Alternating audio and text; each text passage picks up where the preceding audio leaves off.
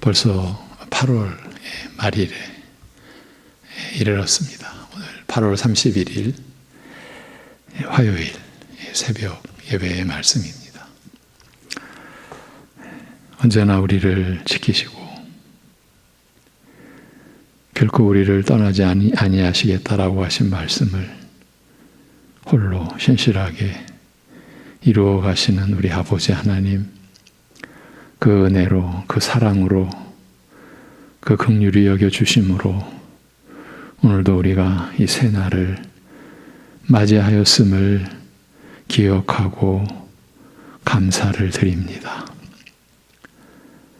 이 사망의 어두운 땅에 생명의 빛을 비춰주시고 우리를 그 사랑하시는 아들이 다스리시는 나라로 옮겨주셨사오니 그 나라에서 우리가 받은 죄사함의 은혜를 오늘도 붙들고 그 은혜 위에서 우리가 모든 일을 행하고 살아감을 잊지 아니하고 그리하여 방종과 안일함에 빠지지 아니하고 오직 주님만 바라보고 주님을 의지하는 어떠한 역경과 환경 속에서도 그리하여 우리를 인도해 가시는 우리와 함께 하시는 하나님을 붙들며 의지하게 인도하여 주옵소서. 예수님의 이름으로 기도하옵나이다.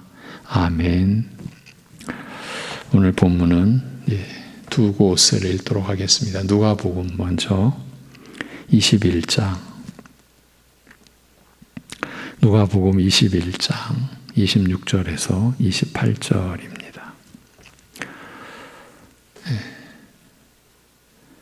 누가복음 21장 26절에서 28절 사람들이 세상에 임할 일을 생각하고 무서워함으로 기절하리니 이는 하늘의 권능들이 흔들리겠습니다.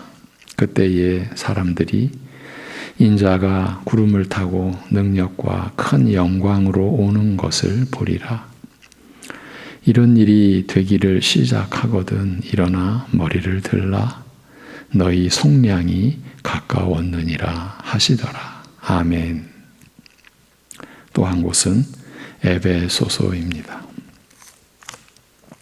에베소서 1장 13절 14절입니다.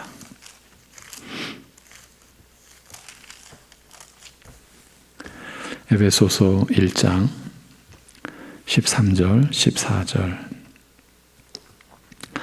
그 안에서 너희도 진리의 말씀 곧 너희의 구원의 복음을 듣고 그 안에서 또한 믿어 약속의 성령으로 인치심을 받았으니 이는 우리 기업의 보증이 되사 그 얻으신 것을 속량하시고 그의 영광을 찬송하게 하려 하심이라. 아멘.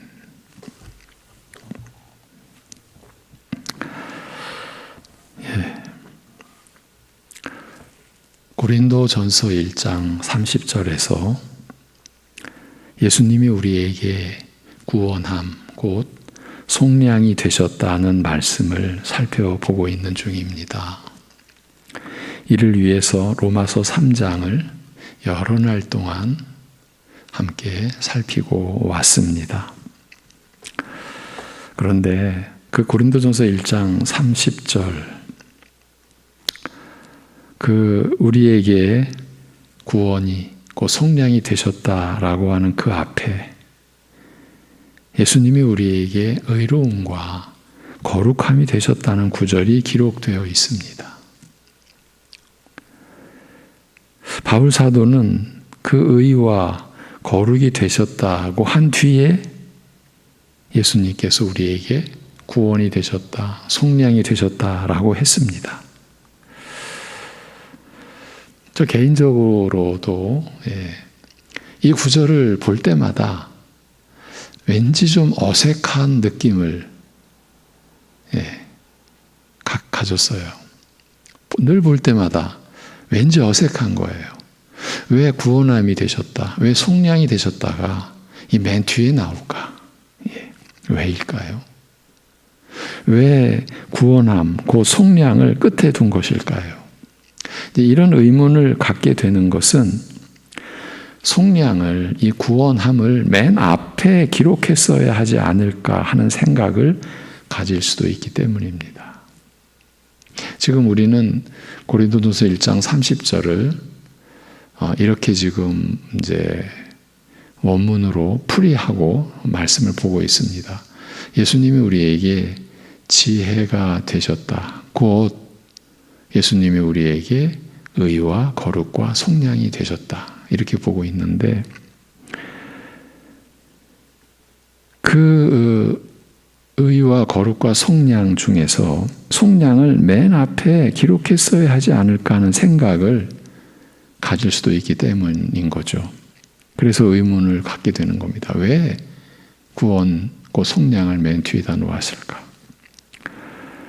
우리가 자연스럽게 이해하기로는 예수님이 우리를 속량해 주신 은혜가, 그러니까 구원해 주신 은혜가 바로 우리로 하여금 의롭다함을 받게 하신 것이고, 또한 그 은혜 안에서 우리가 하나님의 형상으로 거룩해져 간다라고 여기는 것이, 그렇게 이해하는 것이 자연스럽기 때문입니다. 그래서 이 구절을 볼 때마다 왠지 어색한 거예요. 예. 그렇지만 바울은 의와 거룩 그리고 속량의 순서로 기록했습니다. 성령 안에서 인도하심을 받은 기록이죠. 우리로서는 따라서 이 기록된 말씀을 그대로 받지 않을 수 없습니다. 그러면 사도는 왜 속량을 끝에 기록해 놓았을까요? 단순하게 생각하면 속량의 은혜가 우리가 받는 구원의 처음과 끝이 되기 때문이 아닐까 싶기도 합니다. 처음과 끝. 처음이면 처음이지. 이제 우리식으로 말하면 또 끝은 끝이지. 이게 편한 거죠. 우리에게는 그런 논리, 그런 이해가 익숙하니까 편한 거죠. 그런데 이 속량의 은혜, 이 구속의 은혜가 우리가 받는 영원한 생명을 받는 그 구원의 처음과 끝이 되기 때문이 아닐까. 이제 이런 짐작을 우리가 갖게 되는 거죠. 이 내용을 좀 더 풀어보면 그 속량의 은혜가 우리가 받는 모든 은혜의 바탕이 되고 근거가 되기 때문이라는 뜻도 됩니다. 근거. 우리가 받는 은혜에 이 새 사람 되고 하나님과 영원히 더불어 영생을 누리는 그 새 생명을 갖게 되는 근거라는 뜻으로 이해할 수 있는 겁니다. 이 점을, 그러니까 우리가 받는 모든 은혜의 바탕, 곧 근거가 된다라는 이 점을 시간의 개념으로 이제 풀어보면, 설명하면 속량의 은혜야말로 우리가 받은 구원의 처음과 끝이 된다고 할 수도 있을 것입니다. 이런 관점으로 본다면 지금까지, 그러니까 이 새벽 시간에 지금까지는 그 속량의 은혜가 우리가 받는 구원의 은혜, 곧 영생의 축복에 있어서 그 시작이 되는 의미를 살폈다고 할 수 있습니다. 그 시작을 그렇게도 우리가 볼 수 있다고 그랬죠. 이제 우리가 하나님께 이렇게 받아들여지고 하나님과 더불어 살게 된 이 말할 수 없는 영광됨과 이 축복됨의 이 구속, 구원의 근거. 바로 그 점을 살폈다. 그 근거를 시간적인 개념으로 그 시작이 된다라는 그 의미, 시작이 되는 의미를 살폈다. 이렇게 볼 수도 있다고 했습니다. 그러면 이제는 속량의 은혜가 그 함축하고 있는, 품고 있는 그 끝에 관한 의미, 우리의 영원한 구속의 처음과 끝이라고 했을 때 그 끝에 관한 의미를 살펴볼 차례가 되는 것입니다. 물론 이렇게 접근할 수 있는 것도 성경의 기록 때문입니다. 그러니까 성경이 그렇게 그 속량의 은혜를 그렇게 기록하고 있는 거예요. 그래서 이제부터는 속량의 은혜가 구원의 나중, 그 끝의 의미를 가리키고 있는 구절들을 찾아보려는 것입니다. 성경이 그렇게 기록해 놓았으니까요. 그렇게 해서 속량의 끝이 무엇을 뜻하는지를 살펴보자라는 겁니다. 다들 짐작하시겠지만 그 끝은 결국은 하나님께서 우리를 위한, 우리 위에 베푸시는 그 은혜의 역사, 약속이죠. 그 약속이 어떻게 성취될 것인가. 좀 생소한 그 접근. 그래서 우리가 이제 말씀을 살펴보면서 느끼겠지만 좀 어려운 이제 이런 그 마치 어려운 숙제를 풀어가듯 하는 그런 시간들이 될 것 같습니다. 제가 준비하면서도 그걸 느꼈고 여러분과 말씀을 나누면서도 좀 어려운 부분입니다. 그런데 그 어려운 부분 속에 우리를 향하신 하나님의 완전한 사랑, 우리를 향하신 그 온전한 그 은혜가 이제 또 드러나는 거죠. 결국은 이러한 말씀으로 우리가 우리의 믿음의 규모와 그 깊이와 풍성함을 더해가는 거죠.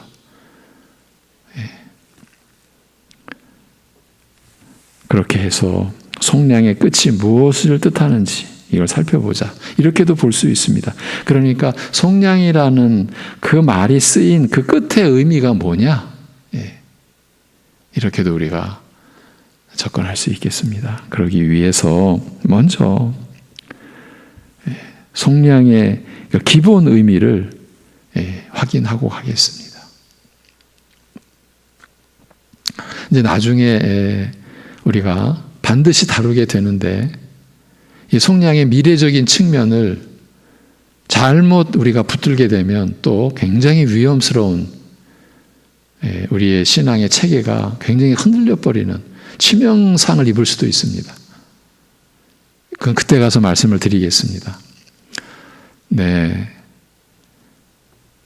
자, 속량의 기본 의미. 이 속량이라는 낱말은 속전을 받고, 그러니까 몸값을 받고 자유롭게 함을 의미하면서 또한 해방이라는 보다 일반적인 의미를 가진 말이기도 합니다. 이 말이 쓰일 그 당시의 의미. 몸값을 받고 자유롭게 하여 해방시키다. 이런 의미입니다. 바울의 서신에서 이 말은 주로 예수님의 대속적 죽으심으로 말미암은 죄와 죄의 형벌로부터의 구원, 그 자유함을 나타냅니다. 이런 의미에서 이 낱말은, 이 단어는 오직 그리스도에 기초한 우리의 현실을 가리킵니다. 이 기초를 근거라는 말로 바꿔 쓸 수도 있습니다. 그렇게 이해해도 됩니다. 오직 그리스도에 기초하여, 오직 그리스도에 근거하여, 그리스도의 은혜에 근거하여, 그리스도께서 우리를 위해 행하시고 이루신 그 구속 사역에 기초하여, 그 사역에 근거하여 우리에게 주어진 영적 현실을 가리킨다라는 그 말입니다. 이 사실을 말해주는 구절들은 우리가 지금까지 앞에서 살펴온 바로 그 구절들입니다. 이러한 구절들, 이제 제가 몇 구절을 봉독해 드릴 터인데, 이러한 구절들이 나타내는 은혜 위에 세워지는 하나님의 나라가 그 교회입니다. 죄사함의 은혜 위에 세워지는 교회. 어제 우리가 이 은혜의 근본 원리, 기본 구조를 어제 확인했었죠. 죄사함의 은혜 위에 세워지는 나라 안에 우리가 임하고 있는 거예요. 그런 면에서 우리가 하나라고 말씀을 드렸어요. 죄사함 받은 은혜를 입은 자들의 모임이 교회예요. 다른 은혜가 아니에요. 인간에게 있어서 최대의 문제죠. 다른 모든 것이 풀렸어도 이 죄사함의 문제를 못 풀었다면 인생은 끝난 거예요. 자, 그 그리스도에 기초한 그리스도의 은혜에 근거하여 우리에게 주어진 이 영적 현실, 예수 그리스도의 대속적 죽으심으로 말미암은 죄와 죄의 형벌로부터의 구원의 은혜를 나타낸 구절들 봉독해 드리겠습니다. 로마서 3장 24절, 그리스도 예수 안에 있는 속량으로 말미암아 하나님의 은혜로 값없이 의롭다 하심을 얻은 자 되었느니라고 말씀합니다. 속량의 은혜로 우리에게 주어진 우리 영적 현실입니다. 의롭다 하심을 얻었습니다. 하나님과 완전한 화평한 관계를 누리는 상태가 된 거예요. 누릴 것이다가 아니에요. 누리고 있는 거예요. 누구와요? 하나님과요. 에베소서 1장 7절. 우리는 그리스도 안에서 그의 은혜의 풍성함을 따라 그의 피로 말미암아 속량 곧 죄 사함을 받았느니라. 이렇게 말씀하여 주십니다. 그리스도 안에서 그의 은혜의 풍성함을 따라 그의 피로 말미암아 그의 죽으심으로 말미암아 그리고 부활하심으로 말미암아. 그의 피 하면 항상 우리는 그리스도의 십자가에 못 박혀 죽으심을 꼭 연상하고 같이 갖고 가야 된다고 했죠. 그의 죽으심으로 말미암아 속량, 이 속량을 한마디로 죄 사함을 받았다 이렇게 말씀합니다.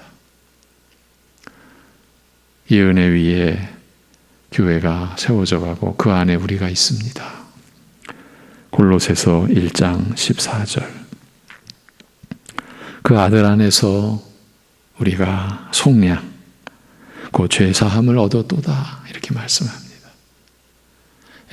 골로새서 1장 14절 그 앞에는요, 하나님께서 우리를 그 아들이 다스리시는 나라로 옮겨주셨으니 이런 구절이 나옵니다. 그 아들 안에서, 그 아들이 다스리시는 그 나라 안에서 우리가 속량 곧 죄사함을 얻었도다. 이것이 우리 믿는 자들의 찬송의 내용입니다. 우리가 하나님을 높이고 하나님께 경배하는 그 신앙 고백입니다. 우리가 오직 그리스도 안에서 죄사함을 얻었습니다. 모든 죄 용서를 받았습니다.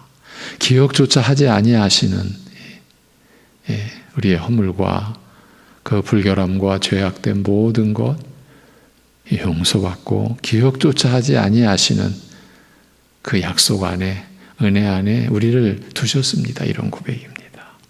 그리고 우리가 지금 수개월 됐죠? 살피고 있는 고린도전서 1장 30절. 너희는 하나님으로부터 나서 그리스도 예수 안에 있고, 지금 우리의 얘기입니다. 하나님으로부터 나서. 우리가 그리스도를 믿는 믿음을 보인다, 가졌다라고 하는 것은 하나님으로부터 난 겁니다. 새로운 출생의 이 은혜를 입고 새로운 출생의 역사에 우리가 참여하게 된 겁니다. 그래서 하나님으로부터 나서 그리스도 예수 안에 있고, 예수는 하나님으로부터 나와서 우리에게 지혜와 의로움과 거룩함과 구원함이 되셨으니, 이러한 말씀들입니다. 이러한 말씀들이 속량의 그 은혜로 인하여서 우리에게 주어진 그 영적 현실이 어떤 상황이냐, 그 점을 다 말해주는 겁니다. 한마디로 죄의 사함을 얻은 겁니다. 속량의 은혜가 그것을 뜻합니다. 그런데 지금까지는 기본을 우리가 또 다졌습니다.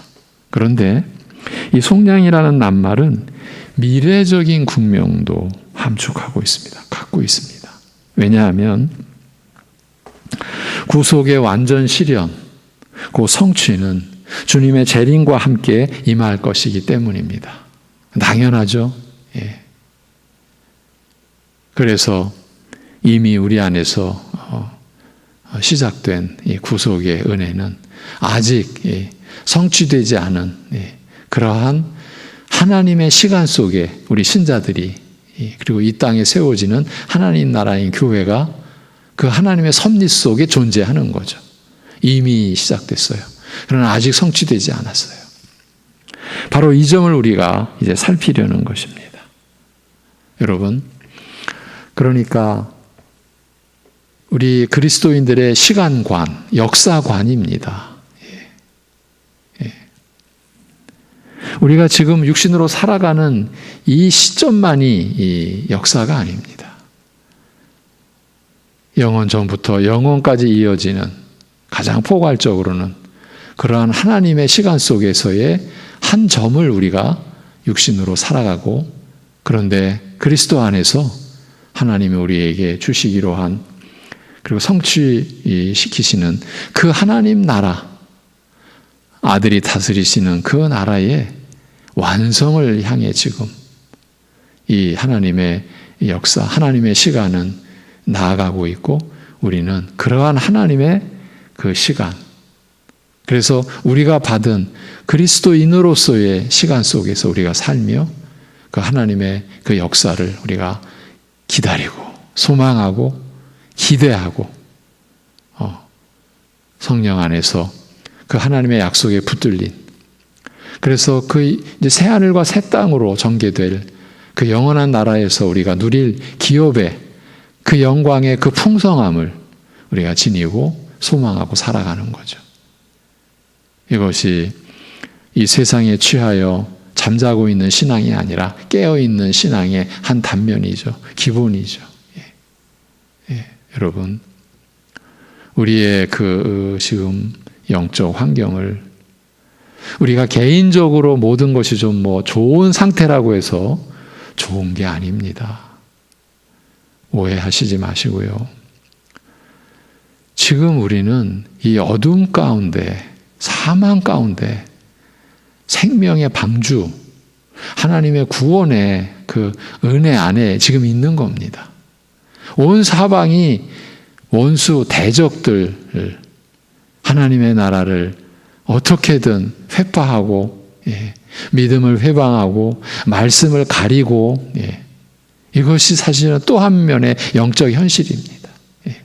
그래서 우리가 매일 우리를 지켜주시는 은혜, 우리를 붙드시고 우리를 하나님께서 약속하신 이제 그 속량의 끝에 그 시점, 우리 주님이 다시 오실 그 시점을 우리는 또 소망하고 대망하고 바라고, 그래서 늘 우리는 기도해야 되는 겁니다. 우리의 믿음을 지켜주시기를.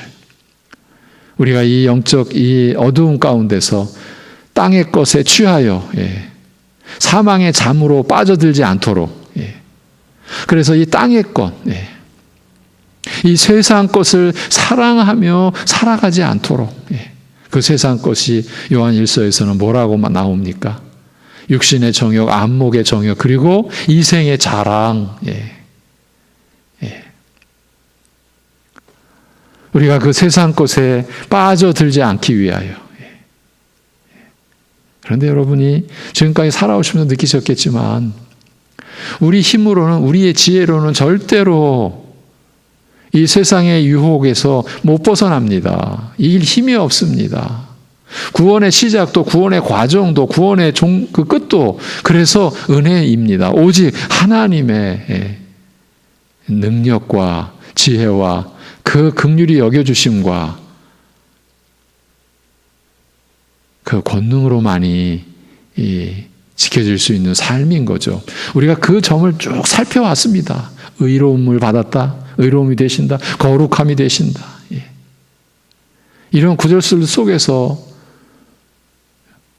우리가 하나님께 받은 약속과 그 약속 안에서 살아가는 우리 신자들의 그 삶의 그 내용에 대해서 다 살펴왔어요. 다 최근에 우리가 나눈 말씀의 내용들입니다. 그렇게 구속의 완전 실현, 그 성취는 주님의 재림과 함께 임할 것이기 때문에 필연적으로 이 속량은 미래적인 국면을 함축하고 내포하고 있는 것이죠. 그 점을 우리가 살피려는 것입니다. 이 내용과 관련된 구절을 먼저 누가복음에서 예수 그리스도께서 친히 말씀하신 누가복음에서 우리가 확인합니다. 21장 28절 오늘 본문의 끝절입니다. 이런 일이 되기를 시작하거든 일어나 머리를 들라 너희 속량이 너희 구속이 가까웠느니라 하시더라. 그러니까 그 구속의 성취 완전 실현이 가까웠느니라 이 말씀이죠. 이런 일이 되기를 시작하거든 이라고 하는 것은 본문 앞절에서 제시된 내용인 예루살렘의 환란을 가리킵니다. 그 환란의 예언과 함께 예루살렘의 환란, 이제 역사의 종결, 그야말로 하나님께서 규정하신 그 최종 종말의 때의 환란을 가리킵니다. 그리고 그 시점에 그 징조들, 하나님께서 말씀하여 놓으신 그 징조들의 한 부분입니다. 그것을 예루살렘의 환란으로 그렇게 지칭했습니다. 그 환란의 예언과 함께 계시와 함께 인자의 오심에 관한 기록이 이어져 있습니다. 우리 주님의 재림하심에 대한 기록이 이어져 있습니다. 그 맥락 20절, 그 앞에 20절에서 너희가 예루살렘이 군대들에게 에워싸이는 것을 보거든 그 멸망이 가까운 줄을 알라. 여러분, 이 예루살렘이 군대들에게 에워싸이는 것을 보거든, 제가 방금 전에 우리 개인적으로 우리 교회가 좀 지금 안온한 상태라고 해서, 우리 가정이 좀 괜찮은 상태라고 해서 우리가 괜찮은 지경에 있는 것이 아니라는 점을 짚어드린 그 근거의 그런 말씀입니다. 예루살렘이 군대들에게 에워싸인다. 하나님 나라인 교회가 이 세상 대적들에게 늘 에워싸인 상태인 겁니다. 여러분, 그렇다고 우리가 이 세상을 향하여 광분하고 우리 힘으로, 우리의 무슨 재간으로 대적하고 절대 그 말이 아닙니다. 오히려 우리는 이 세상의 빛으로, 소금으로 존재하라, 살라. 생명의 빛을 너희만이 지금 받은 것 아니냐. 그럼 그 죽음의 이 세상에 그 생명의 빛으로, 그러니까 신자가 신자로도 존재하는 것이 그런 가치예요. 저쪽에서 볼 때는 정말 별 볼 일 없고 니들 하나님 믿는다고 하는 게 고작 그 모양이냐라는 온갖 멸시를 받아도 아무 상관없이, 억울해할 필요 없이, 고통받을 필요 없이. 왜? 그건 죽음의 아우성이니까. 사망의 그 고통 속에서 본인들도 모르는 너무나 처참한 몸부림 중에 하나이지 않습니까? 분명히 그렇게 우리가 표현할 수 있죠. 그러니까 억울해하거나 그것 때문에 우리가 욕받다 그럴 필요가 없는 거죠.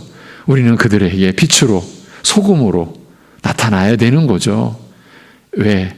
산자로서요. 그리스도를 우리가 믿는 자로서요. 성령이 임한 자로서요.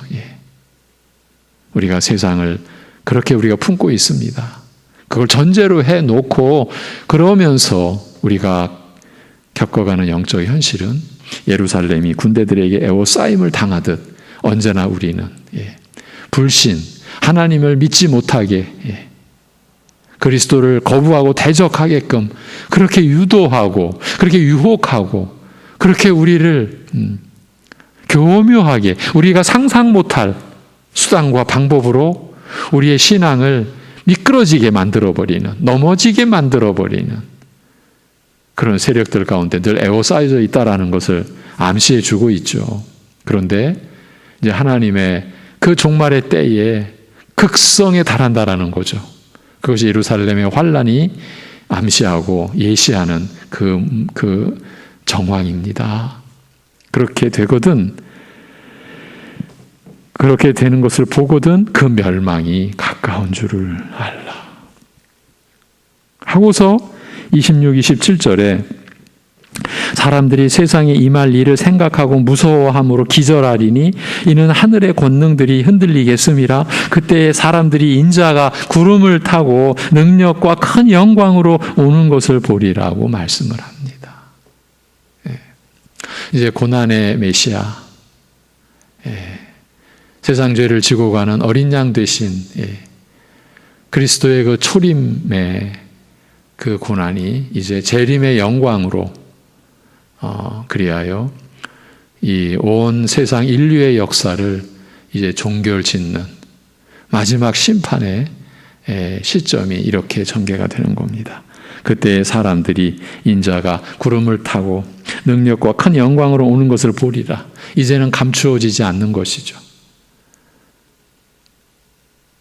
그 베들레헴 마구간에 태어나서 누이신 그런 모습이 아니라 정작 그 나라 이스라엘의 온 족속들, 지도자들서부터 대제사장 서기관수들로부터 해도 온 백성들이 아무도 모르는 때 저 하나님의 섭리를 따라 별을 보고 온 동방에서 온 박사들, 그리고 한밤중 하나님께서 주의 사자, 그 천사들로 인하여 메시아가 임하셨다라고 말씀해 주신 그 들의 목자들만이 겨우 주님의 나심을 그렇게 경험해야 했던 그 감추어진 상태가 아니라 사람들이 보리라. 인자가 구름을 타고 능력과 큰 영광으로 오시는 것을 보리라고 말씀을 하십니다. 이렇게 드러내시기 위하여 지금까지는 감춘 겁니다. 지금도 그러한 하나님의 섭리 속에 이 복음의 영광은 감추어져 있습니다. 모든 것이 은혜로 되기 위하여 믿음으로 이 은혜에 참여하도록 하시는 하나님의 그 지혜의 섭리 속에서 감추어졌지만 그날에는 보리라. 인자가 구름을 타고 능력과 큰 영광으로 오는 것을 보리라고 말씀합니다. 그리고 28절에서 너희 속량이 가까웠느니라 이렇게 말씀하신 거예요. 결국은 속량의 성취, 그리스도께서 우리 위해 십자가에서 죽으시고 사흘 만에 다시 살아나신 그 구속의 성취, 그 때가 가까웠다 이렇게 말씀하신 거예요. 이 구절에서 속량이라는 이 복된 말씀이 어떻게 쓰였는지 대략 짐작하실 것입니다. 그러니까 새하늘과 새 땅이 열리는 이 세상 역사의 종말의 때에 예수 그리스도께서 구름을 타시고 능력과 큰 영광으로 오시는 그 재림의 때에 우리에게 임하는 성취된 구속, 곧 완성된 속량의 은혜를 가리키는 것입니다. 그것은 우리 한 신자의 입장, 관점에서만이 아니라 온 세계 전체가 나라와 나라를 초월하여 모든 민족 위에 이루어진 그 속량의 은혜, 그 성취된 구속의 그 때, 그걸 가리키는 겁니다. 우리가 지금 기다리며 나아가고 있는 바로 그 시점입니다. 먼저 누가복음 21장을 통해서 우리가 속량이라는 이 복스러운 말씀이 함축하고 있는 미래적인 그 측면을 살펴보았습니다. 그리고 이제 오늘 두 번째 본문이었던 에베소서 1장 14절. 참 이제 보시면서 아시겠지만 놀라운 말씀입니다. 이 말씀들이 참 무슨 멀리 있는 게 아니라 바로 여러분 안에서 실현된 말씀입니다. 근데 이것이 너무 어마어마해서 우리가 실감을 못한다고 할까요? 살펴볼 겁니다. 이 에베소서 1장 14절은 그 4장 30절, 에베소서 4장 30절 그리고 로마서 8장 23절과 함께 같은 의미를 지닌 말씀입니다. 오늘은 에베소서 1장 14절만 봅니다. 아마 봉독 읽고 마무리해야 될 것 같습니다. 본문 읽고 1장 14절. 이는 우리 기업의 보증이 되사 그 얻으신 것을 속량하시고, 언제나 이 속량은 구속과 바뀝니다. 구속하시고 그의 영광을 찬송하게 하려 하심이라. 이 에베소서 1장 14절을 제가 여러 번역본으로 읽어드릴 터이니 잘 들어보십시오. 바른 성경본으로 들어보십시오. 이 성령이, 지금 이 14절의 주체는 성령님이십니다. 이 성령이 우리 유업, 우리 기업의 보증이 되시니 이는 하나님의 소유가 된 백성의 속량을 위한 것이며 또한 그분의 영광을 찬미하게 하려는 것이다. 이 지금 다른 성경본을 들려드리는 그 이유 중에 하나는 이 속량이요, 하나님의 소유라고 표현이 돼 있어요. 그러니까 우리가 받는 속량의 은혜가 하나님의 소유예요. 하나님의 것이에요. 우리가 무엇을 떠올릴 수 있습니까? 세상 것이 아니라는 거예요. 그러니까 우리가 또 사람의 소유가 될 수 있는 것도 아니에요. 그러면 우리 나름대로 더 설명을 덧붙여갈 수 있겠죠. 이 세상 안에서나 우리들 안에서 시작된 게 아니에요. 또 관여할 수도 없어요. 우리가 그 속량의 은혜에 뭘 덧붙이거나 뭘 빼거나 할 수가 없다라는 거예요. 하나님의 소유예요.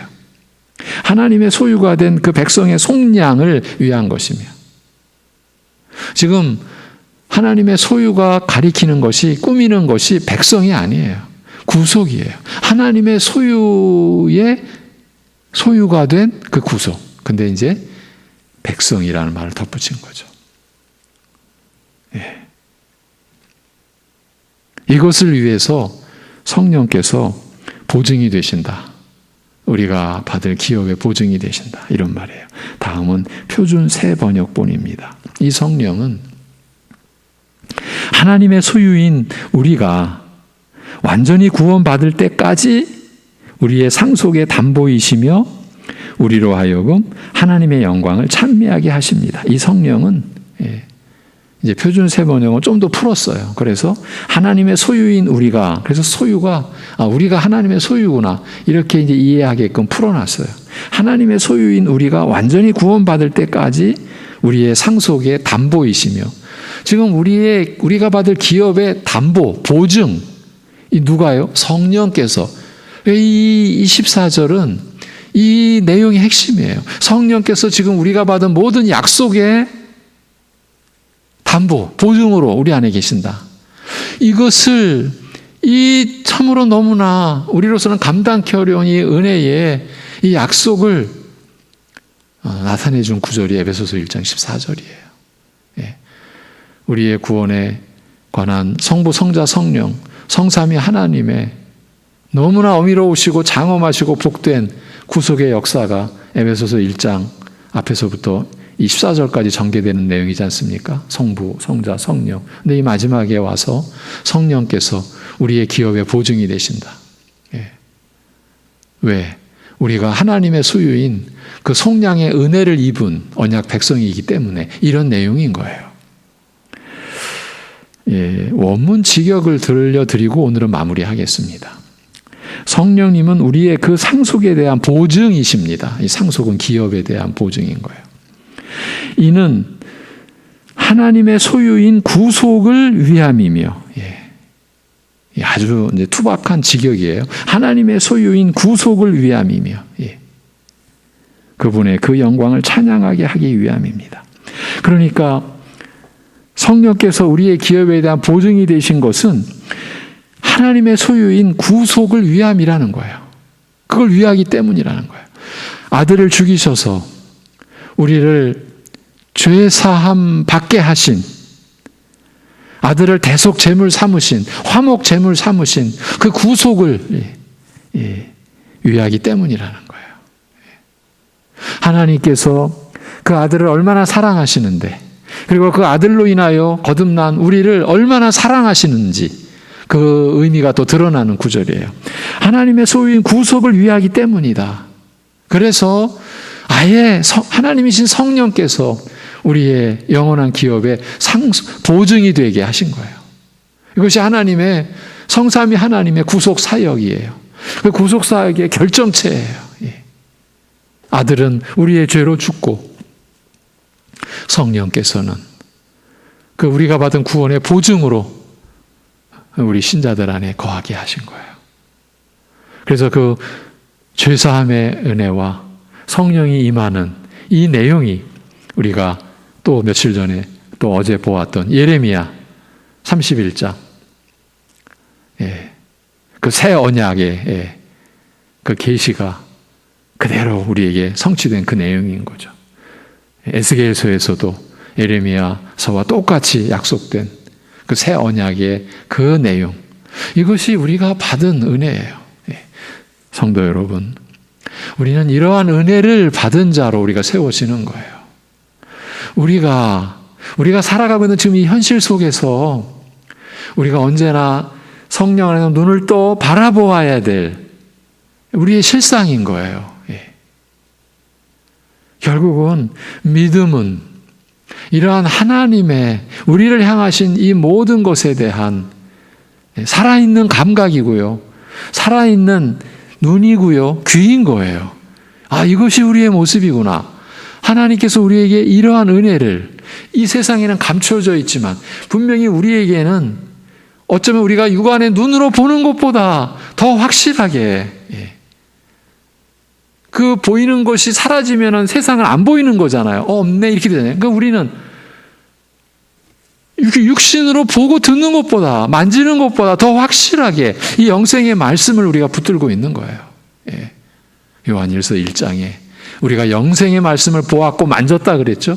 곧 예수 그리스도를 가리키는 거죠. 그것이 우리의 믿음의 이 기능이고 믿음의 역사죠. 말씀을 성령께서 열어주신 그 결과죠. 여러분, 우리는 이 은혜 안에 이 은혜를 붙들고 살아가는 거예요. 기도하겠습니다. 하나님 아버지,